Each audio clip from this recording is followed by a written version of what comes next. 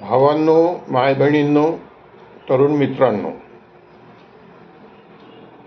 आज मी आपल्याशी आमच्या देशात आज जे E20 इथेनॉलमुळे राजकीय वादळ आलेलं आहे आणि त्याची जी सर्वत्र चर्चा सुरू आहे त्याच्याविषयी बोलणार आहे. बोलावं की नाही बोलावं असा विचार इतके दिवस मी करत होतो, कारण मुळात जो मुद्दा आहे E20चा किंवा इथेनॉल वापराचा, तो शेतकऱ्यांच्या दृष्टीने, पर्यावरणाच्या दृष्टीने, देशाच्या आर्थिक व्यवस्थेच्या दृष्टीने कसा आहे याच्यावर खरी चर्चा व्हायला पाहिजे. पण चर्चा होते आहे की नितीन गडकरींच्या मुलांनी पैसा केला. आता मला हे समजत नाही कोणत्या राजकीय पक्षाच्या कोणत्या पुढाऱ्यानं सत्तेचा उपयोग करून पैसा केला नाही, याचंही संशोधन व्हायला पाहिजे ना. आणि माझं स्पष्ट मत असं आहे, मला नितीन गडकरींची बाजू घ्यायची नाही, कारण ते नागपूरचे आहेत आणि माझं मित्र आहे म्हणून. पण नितीन गडकरींच्या मुलांनी इथेनॉल देशाला विकून खूप पैसा केला असं खरं नाही आहे. कारण नितीन गडकरींनी स्वतः सांगितलेलं आहे की त्यांचा इथेनॉलचा वाटा जो आहे व्यापारातला, तो 1% नाही आहे. आपण हा विषय जरा बाजूला ठेवूया. पण नितीन गडकरींवर सगळा फोकस का आहे, तर माझ्या मते नितीन गडकरी हे थोडेसे जास्त बडबोले आहेत आणि त्याच्यामुळे ते अटकतात आहे. ते इथेनॉलचा मीच जनक आहे असा स्वतःला मला वाटतं मान घ्यायचा त्यांना असेल. आता ते हायड्रोजनबद्दल बोलतात आहेत, ते पहिले EVबद्दल बोलायचे, काय काय नाही बोलायचे ते, माझ्याजवळ हायड्रोजनची कार आहे वगैरे वगैरे. पण मी इथे आठवण करून देतो की 2018मध्ये आमच्या देशात एक विमान उडवलं गेलं होतं. ते इथेनॉलनी नाही, तर ते जेट्रोफापासून तयार झालेल्या बायोडिझेलनी उडवलं गेलं होतं आणि एअर जेटनी ते विमान उडवलं होतं. त्याची खूप चर्चा झाली होती आणि त्याच्यानंतर एक आंतरराष्ट्रीय बायोडिझेल डे आहे, त्याच्यावर प्रधानमंत्री मोदींचं एक भाषण सगळीकडे प्रसारित झालं होतं आणि मग देशात बायोडिझेल, इथेनॉल याची पुन्हा जोरदार चर्चा सुरू झाली होती. त्यावेळेस मी एक लेख लिहिला होता. त्या लेखाचं शीर्षक अनेक वर्तमानपत्रांनी वेगवेगळं दिलं होतं. काही ठिकाणी ते बरोबर होतं, जैव इंधन आणि अन्न सुरक्षा हा त्याचा विषय होता. आणि त्या लेखातनं मी हा मांडण्याचा प्रयत्न केला होता की जैव इंधनामुळे अन्न सुरक्षेवर कसा प्रश्नचिन्ह निर्माण होऊ शकतो. आज मी आपल्याशी बोलायला याच्याकरताच आलो आहे की काल इंडियन एक्सप्रेसमध्ये भारताचे मुख्य आर्थिक सल्लागार व्ही अनंत नागेश्वरन आणि त्यांच्यासोबत आर्थिक विभागाचे सल्लागार आकाश पुजारी यांचा एक संयुक्त लेख आहे आणि त्या लेखामध्ये सुद्धा हा मुद्दा उपस्थित केलेला आहे की अन्न सुरक्षा की इंधन सुरक्षा. आणि तो लेख जर आपण वाचला, तो आज लोकसत्तेमध्ये सुद्धा बातमीच्या स्वरूपात छापलेला आहे, तर आपल्याला स्पष्ट होईल की जो काही वादविवाद करायचा आहे किंवा जी चर्चा करायची ती या दृष्टीने करायला पाहिजे. मी आज आपल्यासमोर 2018च्या अनेक अंकांमध्ये 30 सप्टेंबर 2018ला अनेक वर्तमानपत्रांच्या अंकांमध्ये माझा एक लेख छापला गेलेला आहे. त्याचं शीर्षक आहे जैव इंधन आणि अन्न सुरक्षा. आणि यात जो महत्त्वाचा मुद्दा मी मांडलेला आहे तो पहिले आपल्यासमोर मांडतो की ज्याला ठळक करून त्या वर्तमानपत्राच्या संपादकांनी प्रकाशित केलेलं आहे. ते असं आहे, जैव इंधनाच्या साहाय्याने विमानाचे उड्डाण झाल्यामुळे नव्या आशा पल्लवित झाल्या आहेत असे सांगितले जाते. कच्च्या तेलासाठी आयातीवर अवलंबून राहणाऱ्या भारतासारख्या देशात जैव इंधनामुळे नवीन क्रांती होईल असे मानणारे अनेक जण आहेत. परंतु जैव इंधनाच्या निर्मितीसाठी लागणारा खर्च आणि त्याची उपयुक्तता याचा विचार करता तो आतबट्ट्याचाच व्यवहार ठरेल. शिवाय जैव इंधनासाठी ऊस मक्यासारखी पिके घेण्यामुळे या देशात अन्न सुरक्षेचा नवा प्रश्न निर्माण होईल काय? असे अनेक प्रश्न जैव इंधनाच्या निर्मितीमागील विचार करण्यासारखे मुद्दे आहेत. एक मुद्दा आत्ताच सांगून देतो की साखरेचे भाव आत्ता वाढलेले आहेत आणि साखरेपासून ऊसापासून इथेनॉल करायचं की नाही करायचं याचा विचार सुरू आहे. अनेक कारखाने 55, 56, 60 रुपये किलो साखर झाली तर त्याच्यापासून इथेनॉल आम्ही करू तर तुम्हाला इथेनॉलची किंमत वाढवावी लागेल असंही पुढच्या काळात म्हणतील. याची ही नोंद करून घ्यावी. आपण मला क्षमा करावी, पण मी सलग भाषण करण्यापेक्षा हा लेखच आपल्याला वाचून दाखवतो, म्हणजे मग आजच्या लोकसत्तेमध्ये मराठीत छापल्या गेलेलं नागेश्वरन यांचं मत आणि 2018मध्ये मी मांडलेलं मत याच्यामध्ये काही अंतर नाही. मी त्यांच्याबरोबर स्वतःला करू इच्छित नाही, कारण मी अत्यंत अज्ञानी आहे. पण इकडनं तिकडनं जी काही माहिती मिळते ती माहिती मी 2018मध्येच मांडण्याचा प्रयत्न केला होता आणि माझं स्पष्ट मत आहे की याच्याकरता नरेंद्र मोदी आणि नरेंद्र मोदींचे सरकारच जबाबदार आहेत की ते आपल्या लोकप्रियतेकरता शेतकऱ्यांचं उत्पन्न दुप्पट करणार, साखरेला चांगला भाव मिळण्याच्या ऐवजी इथेनॉलमधनं ऊसाला भाव मिळेल वगैरे असा प्रचार करून दिशाभूल करण्याचा प्रयत्न करतात. आणि गेल्या 12 वर्षात शेतकऱ्यांचं उत्पन्न दुप्पट झालं नाही, पण खर्च दुप्पट झालेला आहे. त्याचाही आमच्या देशामध्ये चर्चा होत नाही. त्या दिशेने ही चर्चा व्हावी याच्याकरता मी हा लेखच आपल्यासमोर वाचून दाखवतो आहे. आपण जरा तो ऐकून घ्यावा. छत्तीसगडचे मुख्यमंत्री रमन सिंग यांनी 2005मध्ये घोषणा केली होती, अब तेल नहीं आएगा खाड़ी से, तेल आएगा बाड़ी से. कच्चे तेल यापुढे आखातातून येणार नाही तर आपल्या स्वतःच्या शेतातून आपण ते आणू.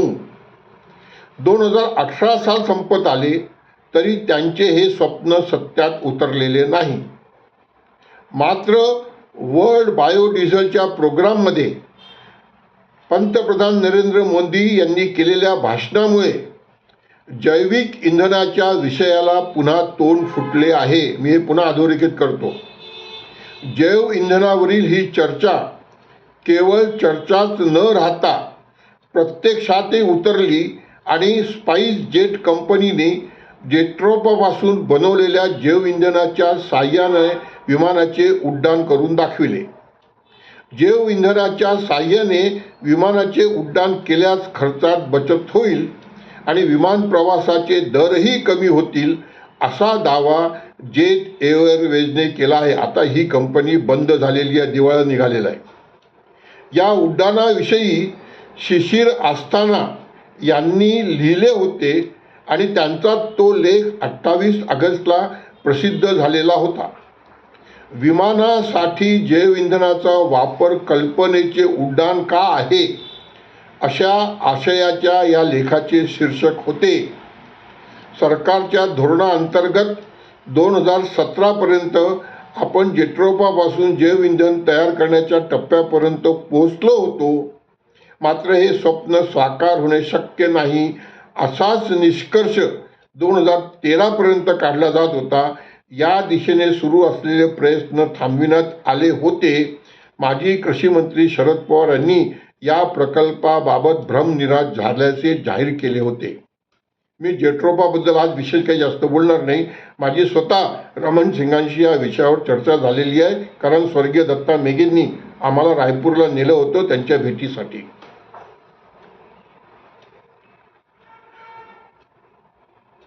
स्पाइस जेट कंपनीला यशस्वी उड्डाणासाठी 430 लिटर जैव इंधन लागले आणि ते तयार करण्यासाठी 8 वर्षाचा प्रदीर्घ कालावधी लागला होता. मी पूर्वी जेट एअरवेज म्हटलं होतं, आता मी स्पाइस जेट म्हणतो आहे. माझं थोडं कन्फ्युजन याच्यावर झालेलं आहे, आपण क्षमा करावी. पण एक भारतातली विमान कंपनी तिने जैव इंधना वापरून यशस्वी उड्डाण करून दाखवलेलं होतं. अशा प्रकारे असे प्रयोग जगभरात करण्यात आलेले आहेत. परंतु व्यावसायिकदृष्ट्या या इंधनाचा वापर सुरू झालेला नाही. याचे कारण म्हणजे जैव इंधन तयार करण्यासाठी येणारा खर्च पेट्रोल आणि डिझेल तयार करण्यापेक्षा कितीतरी अधिक असतो. सर्व प्रकारची अनुदाने वजा जैव इंधनाची किंमत असा हिशोब केला तो प्रति लिटर सुमारे 50 रुपये इतका भरतो. सर्व कर वजा पेट्रोल डिझेलची किंमत हा हिशेब 34 ते 40 रुपये प्रति लिटर एवढा आहे. त्यावेळेसचे भाव याचा विचार करून हा हिशोब मांडलेला होता. परंतु ती केंद्रीय मंत्री नितीन गडकरी यांनी इथेनॉलवर चालणारी बस सेवा नागपुरात सुरू केली होती त्यावेळेस, परंतु ती खंडित झाली आहे. इथेनॉलला GST पासून वगळण्याचा निर्णय घेतल्यानंतर सुद्धा ती बस सेवा पुन्हा सुरू होऊ शकलेली नाही. याचा अर्थ असा की हा प्रयोग केवळ अनुदानाच्या माध्यमातूनच करता येणं शक्य आहे. 10 ऑगस्टला केलेल्या भाषणात पंतप्रधान नरेंद्र मोदी म्हणाले, जैव इंधन तयार करण्याची 12 केंद्रे सरकार उभारेल. त्यासाठी 10,000 कोटी रुपयाची गुंतवणूक केली जाईल आणि या केंद्रामध्ये 5 लाख रोजगार उपलब्ध होतील. हे मोदींचं भाषण आहे, हे मी अधोरेखित करतो. इथे नितीन गडकरी कुठे आले, काय झालं याचं असं विचारलं तर मोदींना, आणि त्याची बातमी कोणी छापू शकेल का? मुद्दा वेगळा आहे.